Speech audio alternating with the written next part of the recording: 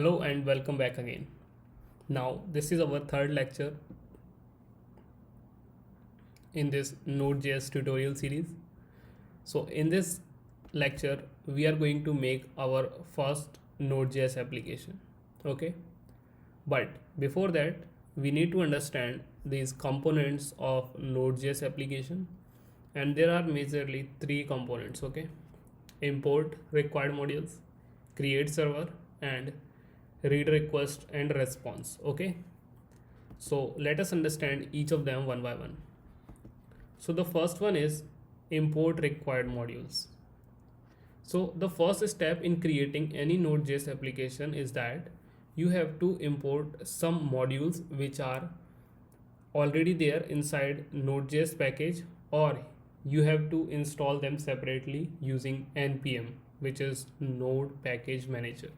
Okay, so let's now understand this in much clear way.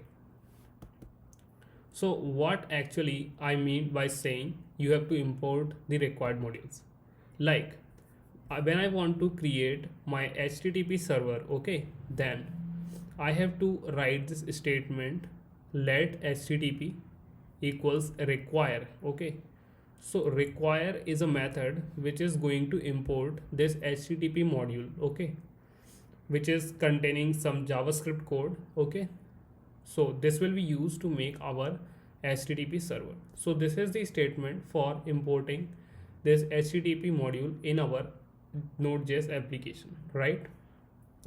So I hope I made this clear to you.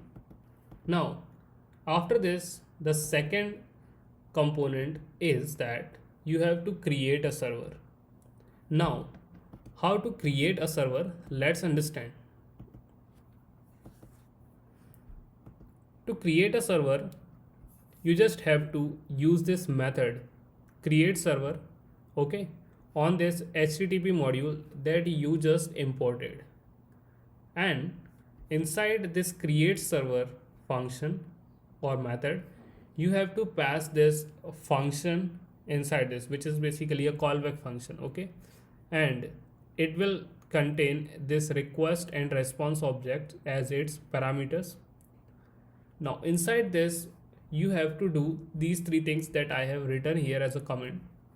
You have to send the HTTP header, okay, and I will explain it to you by writing this code in my code editor. Then you have to also send HTTP status code, okay, and for success, the HTTP status code is 200, which just means okay, our application is fine and it's running perfectly.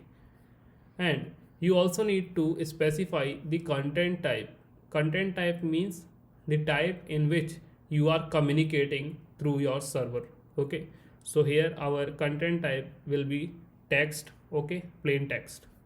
So to write all of these three things, what you need to do, you have to use this response method and applies this write header or write head method on it, and the first argument will be your HTTP status code. Okay, and because we have to return 200 in case of success, so here I have written 200. Then after this, you have to specify the content type. Okay, so I have made this object here, okay, which is containing the content type as text or plain. It means just we are communicating through our server in plain text, right? Now you have to send the response. So after this, what you need to do, you just have to use this AND method on this response object, and inside that you have to pass whatever you want to communicate through your server. Okay, so here I have passed this string saying hello world and this statement. So we have just created this HTTP create server method. Okay, now you need to make this listen at some port for your development purpose. So here that is achieved by writing this listen method or by applying this listen method on this HTTP create server. So I am making my application to listen on port number 8081. So I hope I explained this create server thing in a well clear method. Now, after this, we need to understand the third component, and that is how to read request and return response. We have just created our first application. Okay, now in third step, you just need to test this. Okay, so the third step is testing our request response method that we just created. So, what you need to do in this third step, you just have to combine the code that you have written in the first step and the second step. So in the first step, we imported our modules here because we are trying to make an HTTP server. So we have imported this HTTP module by using this require method. Then we created a server using create server method on our HTTP module and writing this piece of code. And after this, you can also write this console.log, and then inside this I have passed whatever came to my mind, like server is running at this port, because my server is going to be running on my local host machine, okay, at port number 8081, because here I have specified that my server is going to listen at port 8081. So let's now see this in our code editor, right? So here I am in my code editor, and I am using this Visual Studio Code Editor for this course. Now what you need to do, go to this file menu right at the top. Now I'm going to create this new file, and I will save this by the name server.js. Okay, you can choose any name, but the extension should be .js, and I'm going to save this on my desktop and save. Now this is all of the code that we require. Okay, let me explain it to you once more. This is the code that is going to import this HTTP module. Then this code, okay, HTTP create server, and inside that you have passed this callback function with this request response objects. Okay, then in this line of code we are writing the header, okay, and we are also passing this HTTP status code saying that our application is running perfectly fine. Then we have specified the content type, that is plain text, and then here I have written the message, okay, that I want to communicate to my server, and here I have written, hi, I am your server responding to your request, right? And after this I am making my server to listen at port number 8081 of my local host machine. Okay, and at the very last I have written this piece of code, console.log server running at this port. So it is just going to print this statement inside this single quotes on my console. So let's now understand this by running this server on our machine. So for that I'm going to save this using Control S or Command S. Okay, now you can see this server.js file on my desktop, and after this I am going to open my terminal, and in case of Windows you can open command prompt or PowerShell.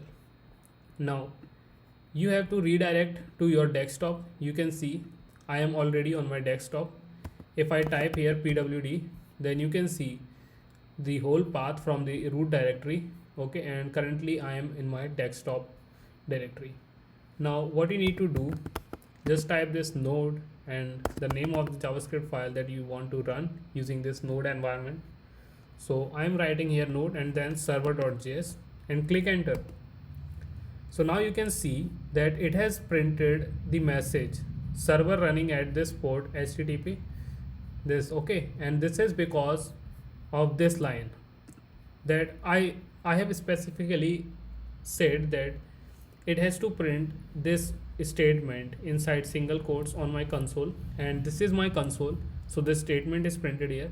Now you can see that if you copy this URL, okay, and you open your web browser, like I'm using here the Safari, then paste this inside this search bar, and if you press enter, now you can see that it is actually connected to your server, and it has printed my message, that is, hi, I am your server responding to your request. And this is pretty cool because we have just now created our first HTTP server using Node.js.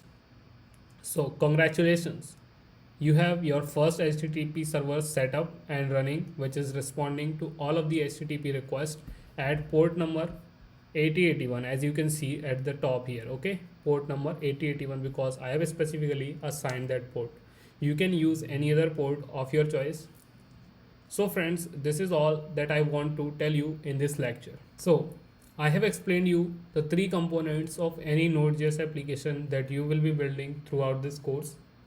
So keep in mind that to make any Node.js application, you just need three components. You have to import the required modules, then create a server, and then write a statement for testing the request response cycle, right? So I hope I made this point very clear to you. Now I will see you in the next video, where I am going to explain you the concept of REPL. REPL means read, evaluate, print and loop. And that is very important to understand in this Node.js. So friends, I'll see you in the next video. Thanks for watching this.